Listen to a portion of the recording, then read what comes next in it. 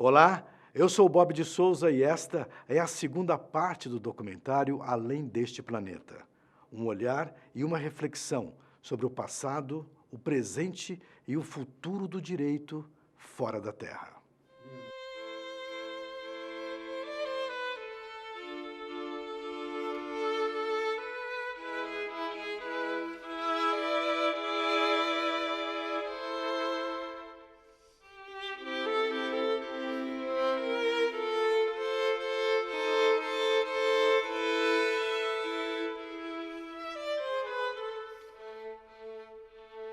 Estamos em 2019 e vivemos o início de uma nova corrida espacial. Durante a Guerra Fria, União Soviética e Estados Unidos competiram para estabelecer posições estratégicas na órbita terrestre. Mas hoje existem outros participantes na corrida espacial. São tantos países e empresas envolvidos que os riscos potenciais de conflitos aumentaram nos últimos 10 anos. Cresce também a ameaça de militarização ao redor da Terra, o que é proibido pelo Tratado do Espaço de 1967. O uso de foguetes pelos nazistas e a competição entre potências marcaram as primeiras décadas da presença humana no espaço.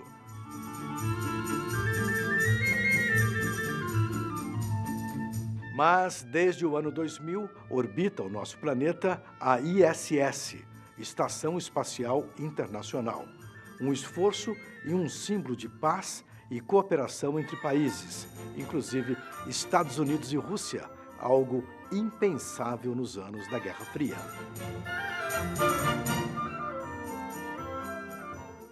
Na ISS são realizados experimentos científicos de diversas nações.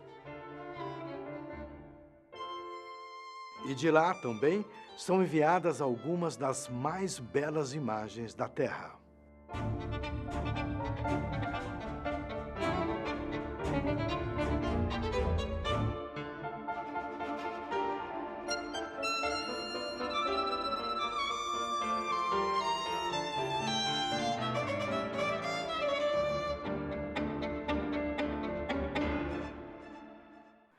Mas a presença humana no espaço deixa um triste legado nas alturas, lixo e poluição, que também são nossas marcas aqui na Terra.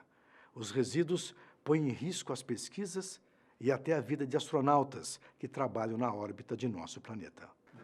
Olavo, a estação sofre riscos de colisões com objetos à deriva, não é verdade?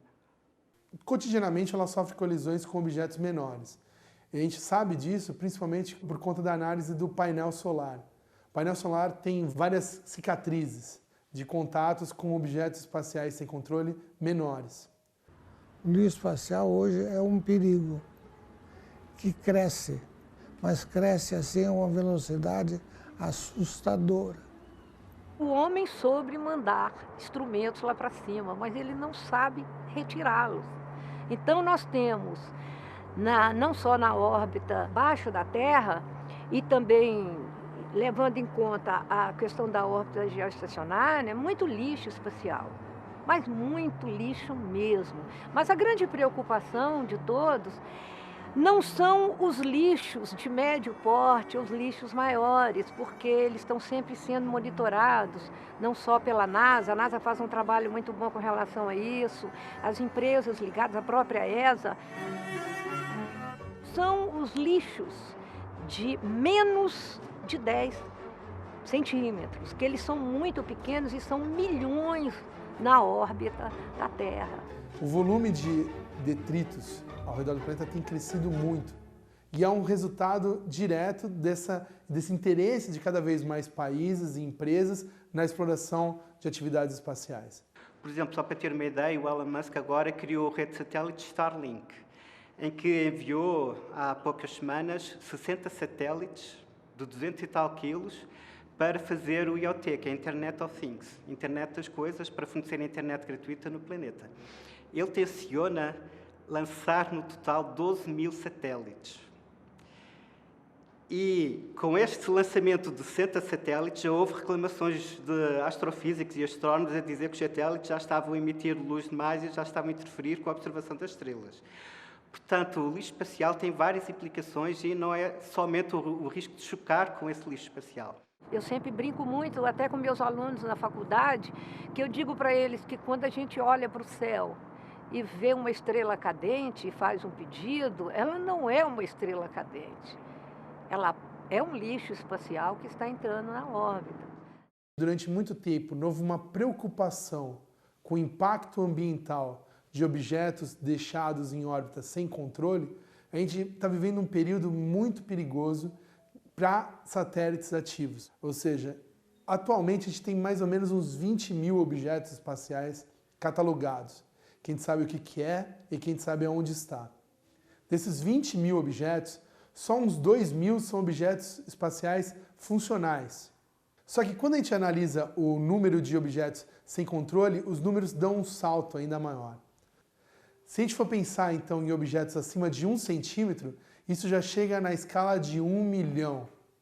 E 1 centímetro é a capacidade de proteção da Estação Espacial Internacional, onde existem humanos em órbita.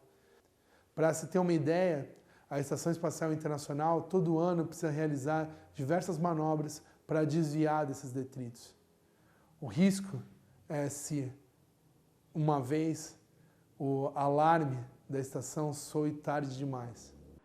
O risco de militarização no espaço é real. O Brasil mesmo já sofreu efeitos colaterais de um conflito que se estendeu à órbita terrestre. Não é mesmo, coronel? Nossos vizinhos argentinos entraram num conflito com os ingleses por causa de uma ilha lá praticamente no meio do Atlântico Sul e os Estados Unidos resolveram apoiar a Inglaterra nessa disputa e para, digamos assim, deixar os argentinos desprovidos de informações essenciais para as operações, eles cortaram o sinal do satélite meteorológico que cobria toda a região da América do Sul. Então, os argentinos ficaram prejudicados e os ingleses continuaram tendo essa informação, o que lhes deu uma vantagem competitiva muito grande. Só que todos os demais países que não estavam envolvidos, né, Chile, Equador, Brasil, Bolívia, eles ficaram privados desse meio essencial para o nosso dia, né, seja para nossas atividades cotidianas, seja para atividade de agricultura. Ficamos sem as informações meteorológicas por bom par de meses, né, até que o conflito foi resolvido. A sociedade moderna depende muito de sistemas satelitais. Essa é uma realidade dos nossos dias. Todo o fenômeno da globalização, seja qual for o conceito que seja utilizado sobre esse termo, ele depende da tecnologia satelital. Eu tenho um amigo que faz um paralelo interessante, ele fala assim, imagina um dia que você acorde sem serviços de satélites.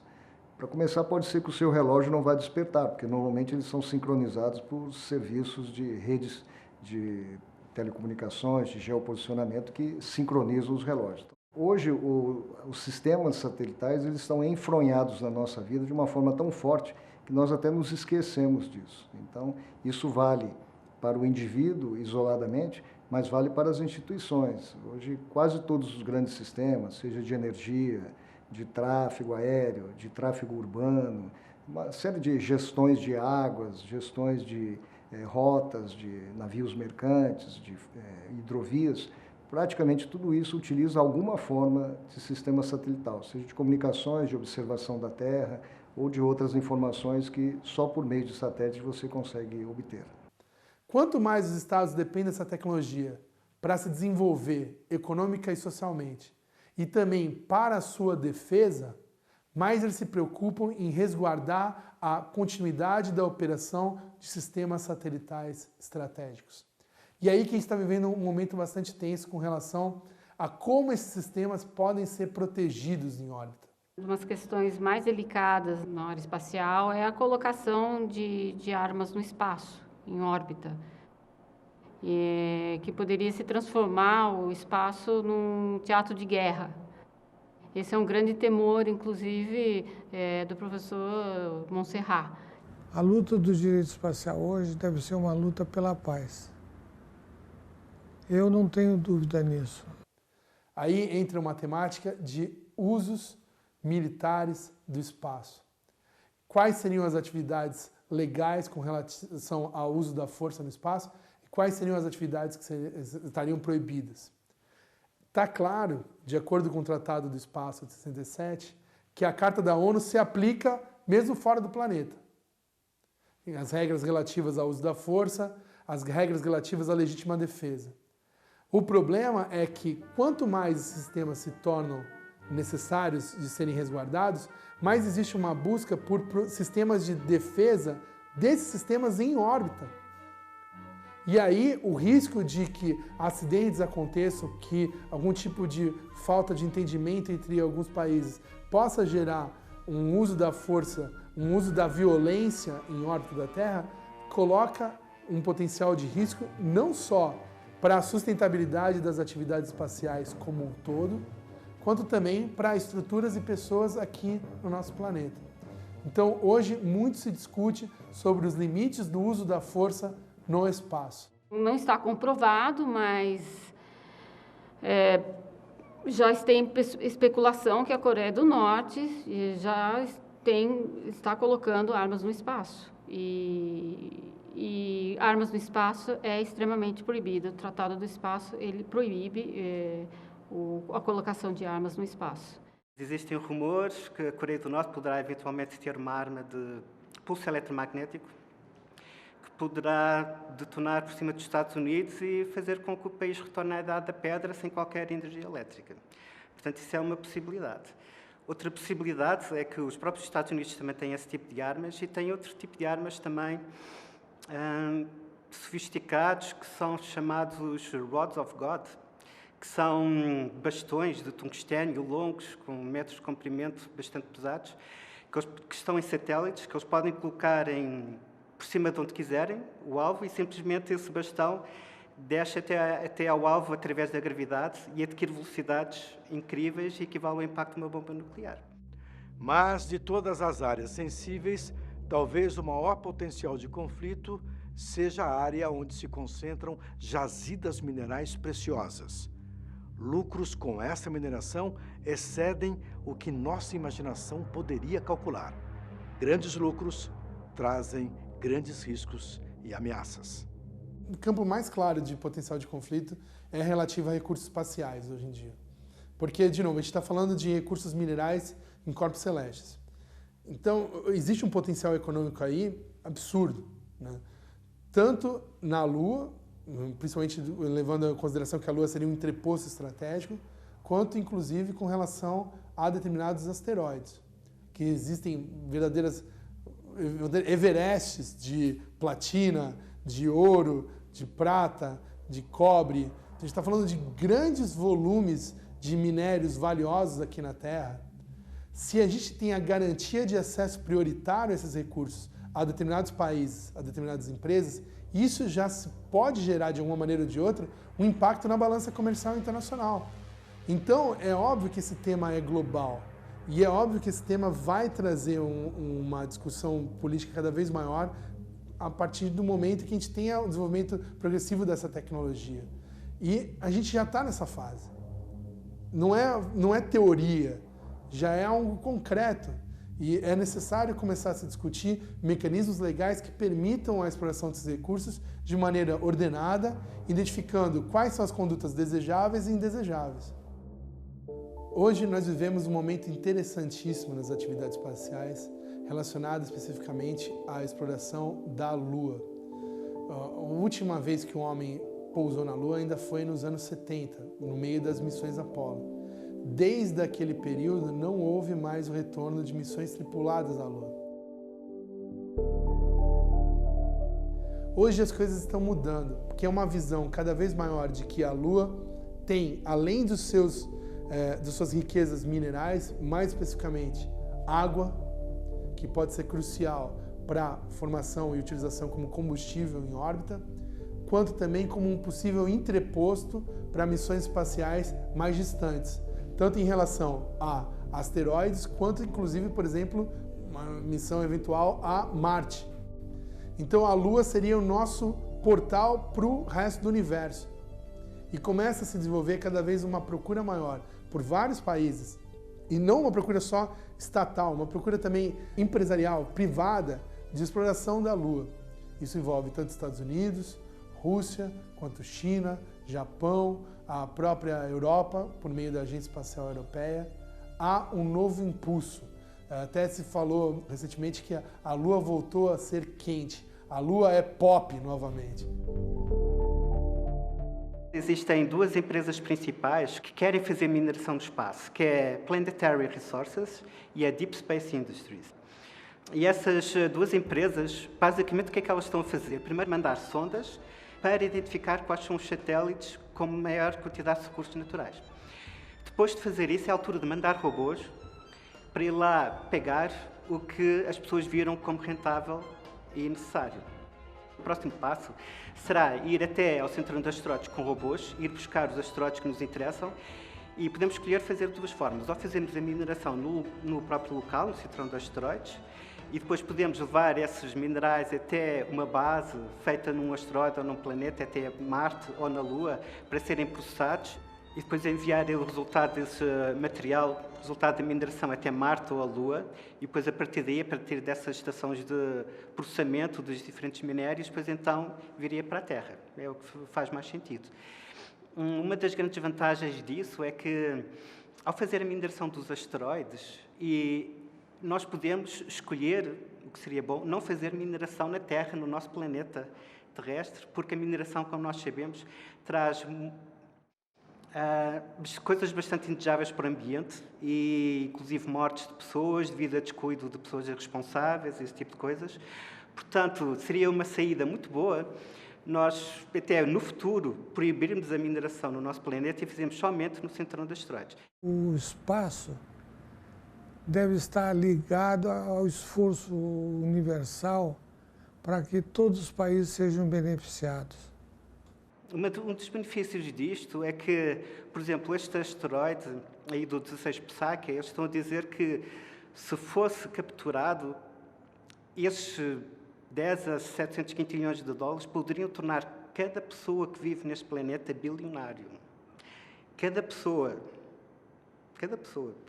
Portanto, estamos a ver o potencial disso. Eu acho que isto tem que ser uma coisa combinada entre os governos, de forma a distribuir essa riqueza por todos os países de forma igual e ainda mais de forma mais importante, onde ela é precisa, para remover a pobreza do nosso planeta. Já viu a possibilidade de remover a pobreza do nosso planeta? Só que qual é o problema? Nós não temos um marco jurídico claro, relativo não só à exploração da Lua como corpo celeste, mas principalmente com relação à possibilidade de exploração, extração e comercialização de seus recursos minerais. As regras não são claras. Como as regras não são claras, o potencial de conflito em diferentes interpretações é muito grande. O Tratado do Espaço proíbe a apropriação soberana do espaço, de um modo geral, inclusive corpos celestes. A apropriação soberana proibida impediria a exploração comercial desses recursos ou não? Existe uma corrente no âmbito internacional que considera que a exploração desses recursos minerais seria permitida, da mesma forma que é possível você fazer a exploração de recursos minerais em alto mar. No âmbito da ONU, do Comitê da ONU para o Uso Pacífico do Espaço, o tema já entrou na agenda internacional. E é possível imaginar que nos próximos anos a gente vai ter um desenvolvimento muito maior com relação ao esclarecimento dessas regras. Agora, daí a pensar num tratado é um passo talvez muito amplo. Agora, algo que eu posso dizer por participar ativamente é que existem iniciativas de identificação das regras, dos marcos regulatórios da exploração de recursos espaciais acontecendo fora da ONU também. Mais especificamente no Grupo Internacional de Trabalho da Haia sobre Governança de Recursos Espaciais. Esse é um arranjo ad hoc que participam tanto governos quanto membros da sociedade civil, a própria indústria, academia, empresas relacionadas a atividades espaciais, que busca identificar um framework, ou seja, um sistema geral de regras aplicáveis à exploração desses recursos. A U.S. commercial spacecraft launching from American soil delivers new science and technology to the International Space Station. Imagina os gastos que envolveriam a exploração e extração desses recursos, com o risco de eles não poderem ser comercializados por ser considerado de alguma maneira uma atividade ilegal. Então existe sim uma pressão para que esses estados criem e desenvolvam normas internas relativas à exploração desses recursos. Isso já aconteceu nos Estados Unidos, originalmente, depois nós tivemos em Luxemburgo, no âmbito da Europa, e existem outros países também discutindo essa regulamentação, tanto no Oriente Médio quanto no Sudeste Asiático. Após 58 anos de estudos e projetos, o Brasil avança para ter seu próprio foguete lançador. As atividades espaciais brasileiras começaram na década de 60, depois da visita do cosmonauta russo Yuri Gagarin. Foi criado o primeiro grupo, é um grupo chamado GOKNAI, que era um grupo para a organização do Comitê Nacional das Atividades Espaciais. Então, isso começou em 1961. Depois houve uma evolução desse grupo, foi criada a Comissão Nacional de Atividades Espaciais, foi criado depois, tudo na década de 60, 61, 63. Em 63 foi criada a COBAI, a Comissão Brasileira de Atividades Espaciais, até que no final da década de 70, por volta bem no final mesmo, 79, se pensou em estabelecer uma missão espacial completa brasileira. Essa missão ela previa o lançamento de 2 satélites e, além disso, de um centro de lançamento de Alcântara e também de um veículo lançador, Posteriormente, esse grupo se tornou o Instituto Nacional de Pesquisas Espaciais, o INPE, que ficou encarregado do desenvolvimento dos satélites, e o Instituto de Aeronáutica e Espaço, que é vinculado ao Departamento de Ciência e Tecnologia Aeroespacial, DCTA, que ficou encarregado de desenvolver o lançador, o foguete lançador. A nossa agência vem de uma necessidade que o país sentiu de mostrar ao mundo que o nosso programa ele não tinha um viés militarista, digamos assim, mas era um programa de pesquisa e desenvolvimento que já vinha de décadas e que tinha o interesse realmente de buscar no espaço serviços e melhorias para a sociedade como um todo. Um futuro bem próximo, entrar para um grupo restrito de países, que é pouco mais de uma dezena, que são capazes de colocar os seus próprios satélites no espaço. Tem um veículo lançador de satélites, um projeto que já está em desenvolvimento há muitos anos.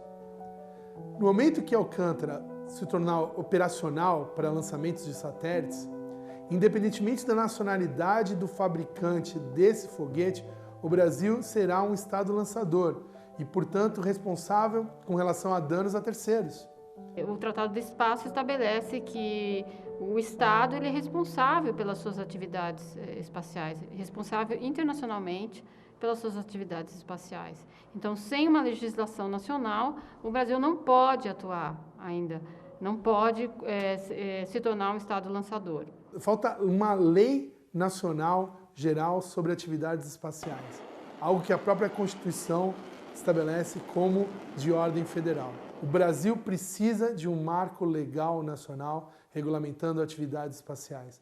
Nós temos um programa espacial que assim o justifica. Outra indústria que surge na órbita da Terra é a do turismo espacial.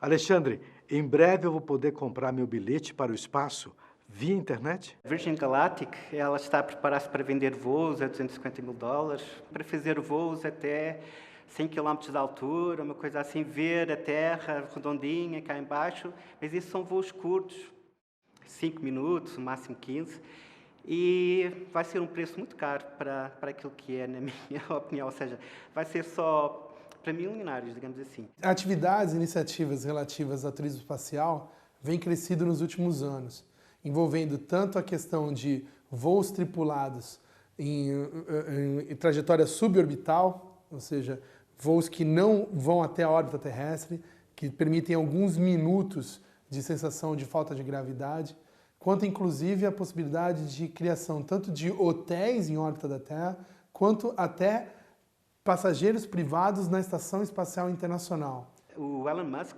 SpaceX, está a fazer uma nave Starship. Então, essa nave, segundo ele, vai ter capacidade para levar 1000 pessoas em cada voo, com capacidade de colocar essas 1000 pessoas em qualquer ponto do nosso planeta em até 20 minutos. Portanto, voos que poderiam ir até 8 horas, 24 horas, vão demorar até 20 minutos.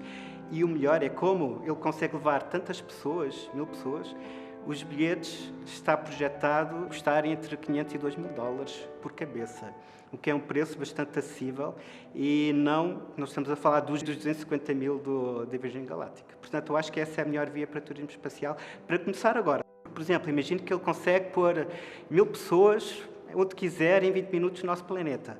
Se eu reduzir o número de pessoas, ele consegue pôr um menor número de pessoas numa altura, uma altitude muito superior, por exemplo, 400 km, 500 km. E se for construído uma base parecida com a Estação Espacial Internacional, tipo um hotel espacial, ele pode usar esse mesmo foguete para ir até à Estação Espacial Internacional ou um hotel espacial por um preço bastante acessível para as pessoas. Recentemente, os Estados Unidos permitiu, por meio de legislação interna, que turistas viajem até a Estação Espacial Internacional. Essa é uma atividade que tem um potencial de crescer num período de tempo razoável, porque há, sim, um grande interesse de várias pessoas em conhecer mais o espaço, inclusive correndo os riscos de ir até lá. Mas é óbvio que é uma atividade extremamente perigosa. E exatamente por ser muito perigosa, o potencial econômico tem que ser visto com bastante cautela. Os custos para enviar uma pessoa com segurança em órbita são razoáveis. E exatamente os seguros relacionados à proteção da integridade física dessa pessoa também. Então, hoje em dia, a gente verifica um potencial em crescimento, com um grande potencial econômico, mas, ao mesmo tempo, existem desafios concretos, principalmente porque ela impõe riscos relevantes a pessoas. E aí que existe a discussão. Esses turistas espaciais seriam astronautas? Se eles são astronautas, eles têm uma série de prerrogativas garantidas pelo Acordo de Salvamento de Astronautas de 1968. Em última instância, eles seriam enviados da humanidade, com prerrogativas de inviolabilidade.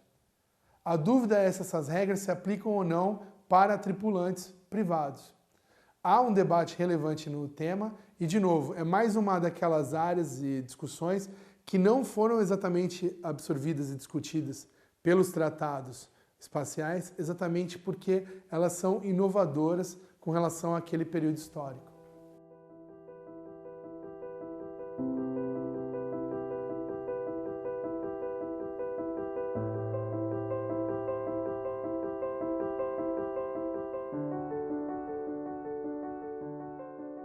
Vivemos em uma época de tecnologias revolucionárias e o espaço sideral é a nova fronteira a ser desbravada.